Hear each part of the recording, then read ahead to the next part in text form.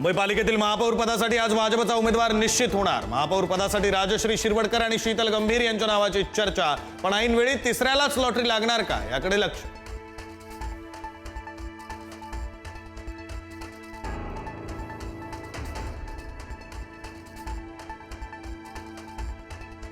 मुंबईचं उपमहापौरपद शिवसेनेच्या वाट्याला जाण्याची शक्यता। उपमहापौर पदासाठी माजी आमदार यामिनी जाधव आणि ज्येष्ठ नगरसेविका तृष्णा विश्वासराव यांची नावं आघाडीवर। येत्या 2 दिवसात याबाबत अंतिम निर्णय होणार। मुंबई महापालिकेतील भाजपच्या कार्यालयाचं आज उद्घाटन। नूतनीकरण केलेल्या कार्यालयाचं आज उद्घाटन। मराठमोळ्या पद्धतीने पार पडणार कार्यक्रम।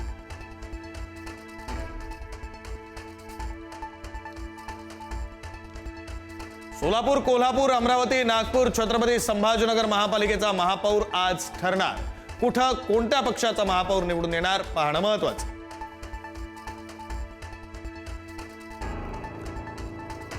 राज्यातील 12 जिल्हा परिषदा आणि त्या अंतर्गत येणाऱ्या पंचायत समित्यांसाठी उद्या मतदान। दिग्गजांच्या प्रतिष्ठा पणाला तर 9 फेब्रुवारीला ठरणार भवितव्य।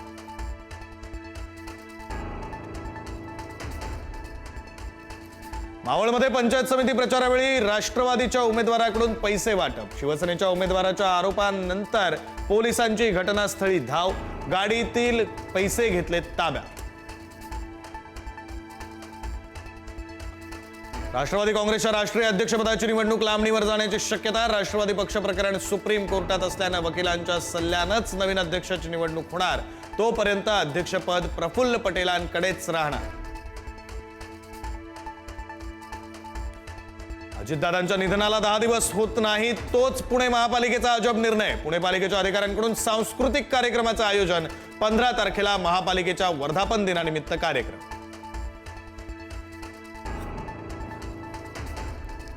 जिल्हा परिषद निवडणुकीदरम्यान कोकणात भास्कर जाधव आणि रामदास कदमांमध्ये जुंपली। एकमेकांवर टीका करताना जाधव आणि कदमांची जीभ घसरली।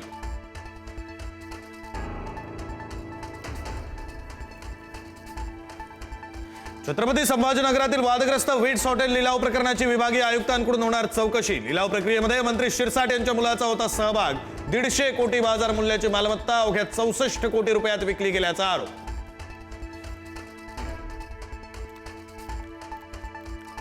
मुंबई पुणे एक्सप्रेसवेवर मोठ्या प्रमाणात वाहतूक कोंडी। मुंबईकडून पुण्याकडे जाणाऱ्या मार्गावर जाम। वीकेंड आणि झेडपी निवडणुकीसाठी दिलेल्या सुट्ट्यांचा परिणाम।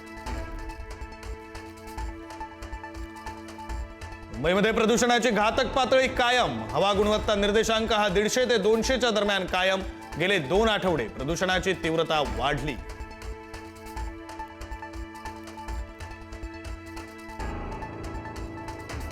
मुंबई शहरासह उपनगरांमध्ये पुन्हा थंडी वाढण्याची शक्यता। पुढील काही दिवस पारा 20च्या आत राहणार।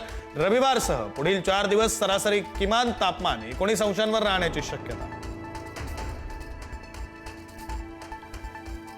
अल्पवयीन मुलीशी विवाह करणाऱ्या नवरदेवाचं मंडपातून पलायन। बीड जवळच्या कपिलधार येथील प्रकार।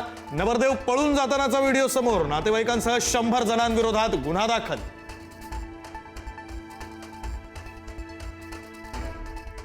संभाजीनगरमध्ये तरुणीला मध्यरात्री ओढतानाचा व्हिडिओ व्हायरल। संभाजीनगरच्या नागेश्वरवाडी परिसरातील घटना।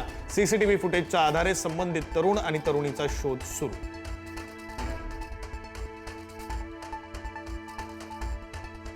सोलापुरात एकेकाळी प्रसिद्ध असलेल्या मुलतानी बेकरीच्या मालकाची आत्महत्या। इमारतीच्या 17व्या मजल्यावरून उडी मारत आत्महत्या। सुनील सदारंगानींचा आत्महत्या करण्यापूर्वीचा व्हिडिओ व्हायरल।